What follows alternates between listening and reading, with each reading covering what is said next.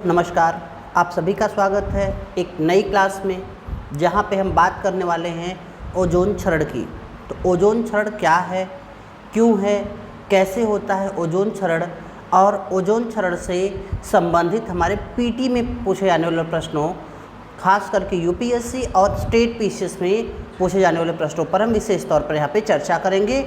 और चर्चा करने से पहले हम अपनी पिछली क्लास का रिवीजन करते हैं, जहाँ पे हमने ग्रीन फंड के बारे में बताया था कि कैसे वायुमंडलीय जो परिवर्तन हो रहे हैं उन परिवर्तनों को कम करने के लिए लगातार ऐसे निधियों का, ऐसे फंड्स का मांग हो रहा है और ऐसे फंड बनाए जा रहे हैं जिससे कि हम एक जो संपोषणी विकास है, जो हरित विकास है, उसे आगे बढ़ा सके। तो आइए मित्रों आगे चलते हैं और आगे बात करते हैं कि आखिर में ओजोन होता क्या है। तो जैसा कि हम सभी जानते हैं कि इन्वायरमेंट में हमारे बहुत सारे लेयर होते हैं, जिसमें प्रमुख रूप से लिए जाने वाले नामों में अगर हम देखें तो समताप मंडल, पहले हमारा क्षोभ मंडल, समताप मंडल, मध्य मंडल, और उसके बाद में आप देखेंगे कि मध्य सीमा है, आयन मंडल है, आयनकृत मंडल है। तो ये वो वायुमंडल के तमाम लेयर्स हैं जिसमें अगर आप देखें तो 12 से 50 किलोमीटर, यानी 8 से 12 या वहाँ से 50 किलोमीटर तक, यानी समताप मंडल के क्षेत्र में लगभग एक प्रोटेक्टिव लेयर होती है जिसको ऑक्सीजन के 3 अणु मिलकर बनाते हैं, और वे लगभग 15 से 30 किलोमीटर के एक पट्टी में रहते हैं। और इसका काम ये होता है कि वायुमंडल में प्रवेश करने वाले जो सूर्य की ऐसी किरणें हैं, जो अल्ट्रावायलेट रेज हैं, उनको हमारे सतह तक आने के लिए, जो हानिकारक किरणें हैं उनको हमारी सतह तक आने से रोकना इनका प्रमुख कार्य है। ठीक है। और अगर आप देखें तो एक ऐसी गैस ओजोन जो कि एक अस्थिर गैस है, जो कि सामान्यतः सतह के नज़दीक नहीं पाई जाती है, और यदि वह सतह के नज़दीक पाई जाती है तो यह केवल, यदि वह सतह के नज़दीक पाई भी जा रही है तो भी कहीं न कहीं से वो हमारे स्वास्थ्य के लिए, हमारे स्किन के लिए, हमारे तो बॉडी पार्ट है उनके लिए एक खतरनाक गैस के रूप में ये जानी जाएगी। ठीक है। और अगर आप देखें तो अधिक ऊंचाई पर ऑक्सीजन का अभाव होता है, यानी आपने ये पढ़ा होगा कि जैसे जैसे ऊंचाई बढ़ती है उसके साथ ही वायुमंडल की ऐसे गैसेस जो कि भारी हैं वो सतह से लगातार नीचे रहेंगी, और सतह से ऊपर जाने के साथ साथ में उन गैसों की कमी होने लगेगी। जैसा कि आप देखेंगे कि ओजोन, जब देखिए, और जब कोई पर्वतारोही पर्वत पर चढ़ता है तो वह अपने साथ साथ एक ऑक्सीजन का सिलेंडर ले, और अधिक ऊंचाई पर O2 का अभाव तो है लेकिन सीमित मात्रा में ऑक्सीजन वहाँ पर उपस्थित है, जो कि जो यूवी रेज हैं, यानी पराबैंगनी किरणें हैं, उन किरणों के संपर्क पे आने से एक कमज़ोर बॉन्ड वाले 3 ऑक्सीजन के अणु एक साथ मिल जाते हैं, जो कि हमारे लिए, हमारी धरती के लिए बहुत ज़्यादा लाभकारी होते हैं। आगे हम देखेंगे, जैसे हम यहाँ पे बात करेंगे पराबैंगनी किरणों के प्रकार के। मैं इसको जैसा जूम कर रहा हूँ आप लोगों को और क्लियर हो जाएगा। तो पराबैंगनी किरणों के प्रकार, तो आप देखेंगे UV rays A, UV rays B और UV rays C. UV rays A जो लगभग 315 से लेकर 391 नैनोमीटर तक जिनका वेवलेंथ होता है, जो कि ओजोन द्वारा आप देखेंगे कि अवशोषित नहीं किए जा सकते हैं, और आप देखेंगे इसी से चेहरे पे झुर्रियाँ बनती है। जैसे आप देखेंगे कि ऐसे लोग जो कि डायरेक्ट सनरेज के संपर्क में नहीं आ रहे हैं, ऐसे लोगों के बॉडी में आप देखेंगे तो कभी आपको ये नहीं दिखेगा कि उनके चेहरे पर ज़्यादा झुर्रियाँ हैं, लेकिन ऐसे लोग जो कि लगातार सन के कांटेक्ट में हैं उनको आप देखेंगे कि झुर्रियाँ जल्दी पड़ जाती हैं। एजिंग फैक्टर, हालांकि अब कुछ हमारे एक्ट्रेस हैं जो जाके उसको भी रिमूव करवाते हैं, ठीक है। तो ये सारी चीज़ें होती हैं अल्ट्रावायलेट रेज ए के माध्यम से। और दूसरा है अल्ट्रावायलेट रेज बी, जिनका जो वेवलेंथ है वो लगभग 280 से लेकर के 314 नैनोमीटर तक होता है, जो कि ओजोन द्वारा सीमित मात्रा में अवशोषित किए जाते हैं। लेकिन जैसे जैसे ओजोन किरणों का जो प्रभाव है वो बढ़ता जाएगा, वैसे वैसे आप देखेंगे कि ये हमारे सतह के और आसपास आते जाएंगे, जिनसे सनबर्न, स्किन कैंसर, मोतियाबिंद, कृषि उत्पाद में कमी, ऐसी ऐसी चीज़ें लगातार आप देखेंगे होते जा रही हैं। इसके अलावा अगर आप देखें तो यूवी रेज सी जो है वो लगभग 100 से 275 नैनोमीटर वेवलेंथ की है, जो कि ओजोन द्वारा लगभग अवशोषित कर ली जाती है। लेकिन जब कभी ये हमारे सतह के पास आते हैं तो आप देखेंगे कि त्वचा का लाल हो जाना, आँखों में जलन होना, और तो और ये जो क्या कहते हैं जल के कीटाणु हैं उनको मारने की शक्ति भी इनमें होती है। इसीलिए आप देखेंगे कि जो जितने भी ऐसी कंपनियां हैं जो कि आरओ के प्लांट्स बेचती हैं, वो ये कहती हैं आरओ प्लस यूवी, यानी हम पानी को रिफाइन तो करेंगे और साथ ही साथ हम वहाँ पे ओजोन की किरणें डालकर उसके कीटाणु, उसकी बैक्टीरिया को मारने का प्रयास करेंगे। तो ये क्यों? ये अल्ट्रावायलेट रेज सी के चलते होता है। और वहाँ पर कृत्रिम रूप से अल्ट्रावायलेट रेज सी, जिसका 100 से 174 नैनोमीटर तक वेवलेंथ होता है, इसके द्वारा यह संभव होता है। ठीक है, आइए आगे चलते हैं। तो हम एक नए कॉन्सेप्ट की बात करेंगे, ओजोन छिद्र क्या होता है। यानी अब देखिए कि मैंने अब बताया था, थोड़ी देर पहले हमने बात की थी कि ओजोन और ऑक्सीजन एक बहुत छोटे, बहुत हल्का अंतराल का एक कम संयोजक बंध है। बहुत ही क्या कह सकते हैं उसको, आसान तरीके से वो बॉन्ड टूट सकता है और बनता है। तो नेचर में एक प्रक्रिया लगातार होती है, लेकिन अगर किसी प्रकार से इसमें मानवीय हस्तक्षेप हो जाए तो इससे ओजोन क्षरण की मात्रा और बढ़ जाती है। आगे हम मानवीय हस्तक्षेपों की बात करेंगे और आपको लिस्ट भी दिखाएंगे कि मानव कितने प्रकार से ओजोन गैसेस की हम लोग लगातार से क्षरण करने में सहायता कर रहे हैं और अपने लिए ही एक शत्रु पैदा कर रहे हैं।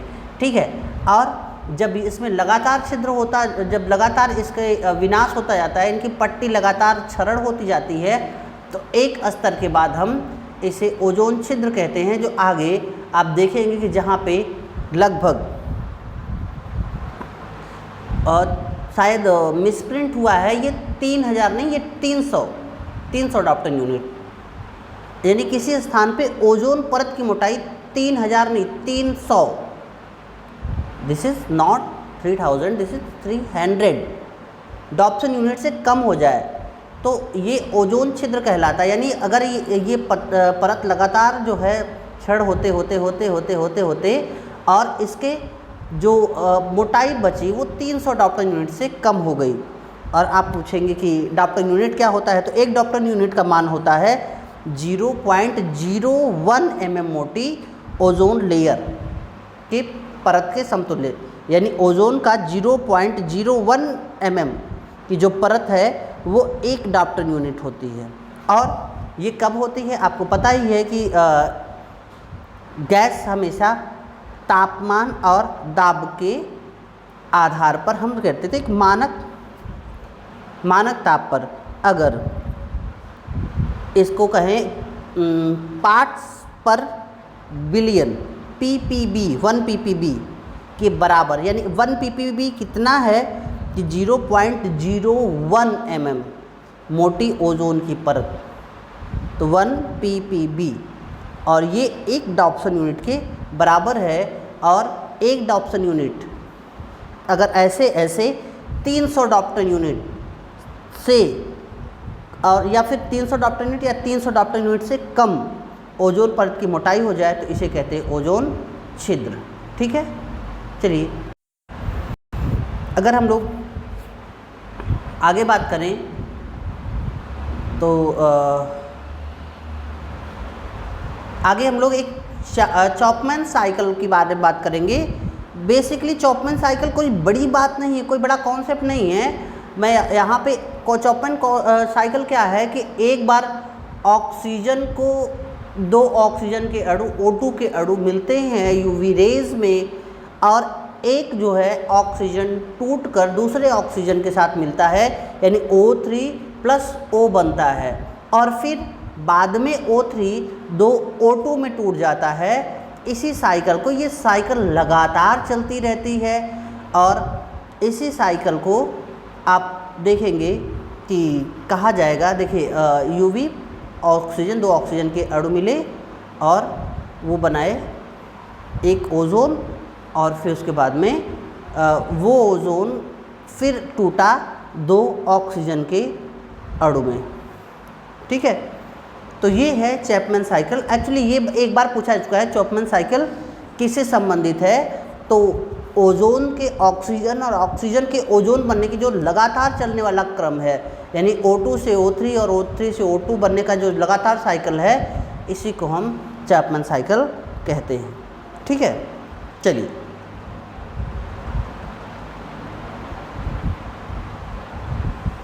अब ओजोन को क्षरण करने वाले तत्वों पे हम बात करते हैं। तो एक लिस्ट है, मैं आपके लिए लिस्ट को जूम करता हूँ। CFC chlorofluorocarbon, CFC 11 12, CFC 111, CFC 112, CFC 113, CFC 114, CFC 115, CFC 211, CFC 212, और इसके बाद में हैलोन है। ठीक है, उसके बाद में आप देखेंगे कि ये HFC है। HFC के कई प्रकार हैं, हाइड्रोफ्लोरोकार्बन। ये सभी लोग क्या करते हैं कि कार्बन को लगातार, अब इनका प्रयोग कहाँ किया जाता है, जैसे एयरसोल स्प्रे, जो हम फिस फिस करके परफ्यूम लगाते हैं, बारात में जाते हैं, वो झाग वाला उड़ाते हैं, फ्रिज में शीतलक के रूप में, AC में प्लास्टिक का जो फोम हम बनाते हैं उसमें, और फ्रिजोन नाम से इसको बेचा जाता है। किसको? CFC को फ्रिजोन के रूप में हम इसको लगातार बेचते हैं। हेलोन अगर जो है वो ब्रोमीन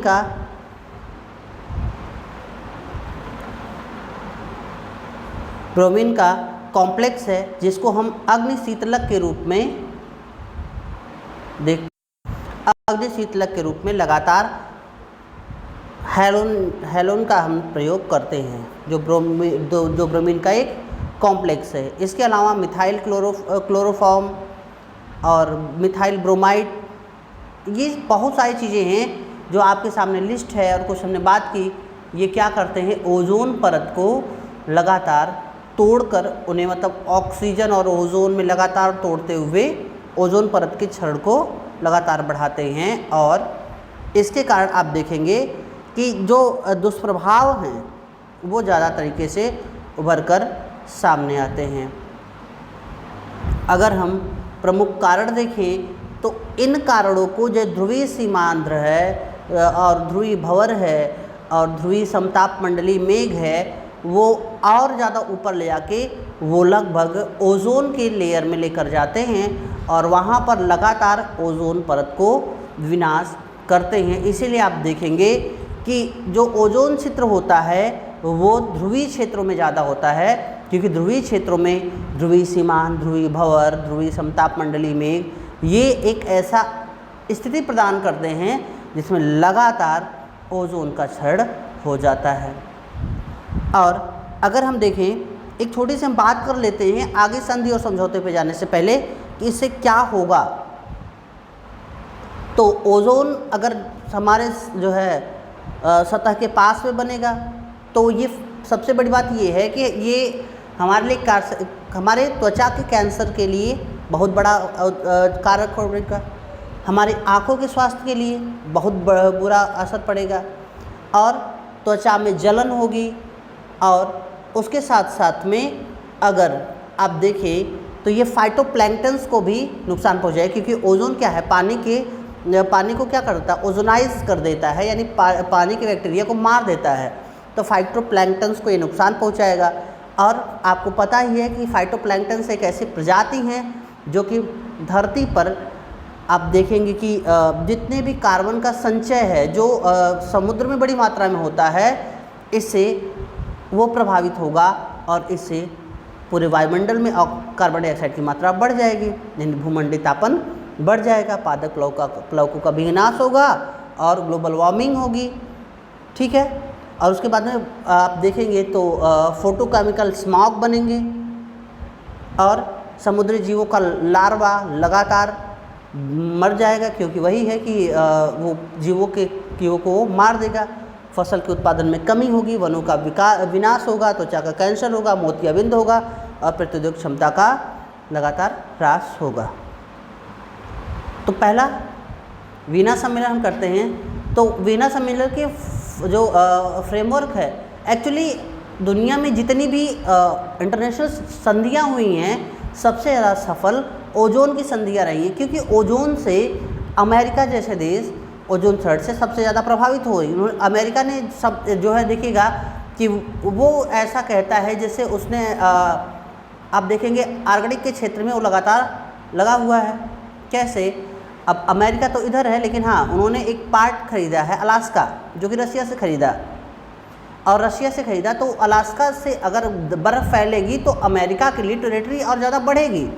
तो वो उसको लगेगा नहीं ठीक है ग्लोबल वार्मिंग कुछ नहीं, लेकिन हाँ ओजोन से उसको समस्या होती है, इसीलिए वो हमेशा ओजोन के लिए वो काम करता रहा। जिससे आप देखेंगे कि लगभग 99% तक जो ओजोन छिद्र था वो भरने में हमने सफलता पाई है। तो इतना सफल कोई संधि किसी विषय पर नहीं हो पाई है। तो वीना सम्मेलन पहला सम्मेलन था जो 1985 में किया गया, 1988 में इसे लागू किया गया, और यह किसी प्रकार का प्रथम अंतर्राष्ट्रीय समझौता था जिससे सभी देशों से स्वीकृति मिलती है। ठीक है।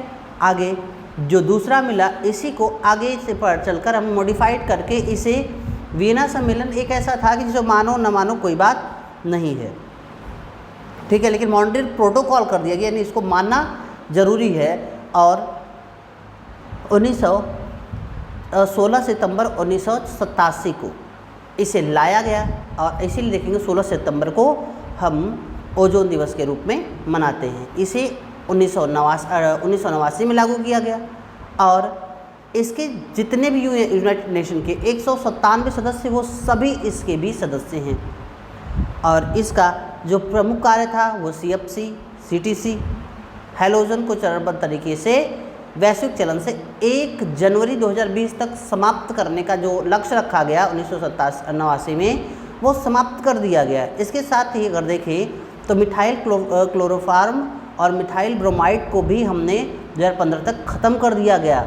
और इसीलिए आप देखेंगे कि मानव विकास रिपोर्ट 2013 में ये कहा गया कि दुनिया में जितने भी ओजोन क्षरण को बढ़ाने वाले तत्व हैं, उनके जो उनसे होने वाली नुकसान हैं और जो ऐसे तत्व हैं, उनके उत्सर्जन में लगभग 98% की कमी आई है। और वर्तमान में CFCF को हम लगातार चरणबद्ध तरीके से समाप्त कर रहे हैं, और हम एक ऐसे नए तत्व की खोज में हैं जो कि हमारे ओजोन को भी नुकसान न पहुंचाए, शीतलक के रूप में, फ्रोजनाइज्ड चीज़ों के लिए, हमारे परफ्यूम के लिए वो एक सेफ़ ऑप्शन प्रदान करें। ठीक है। धन्यवाद।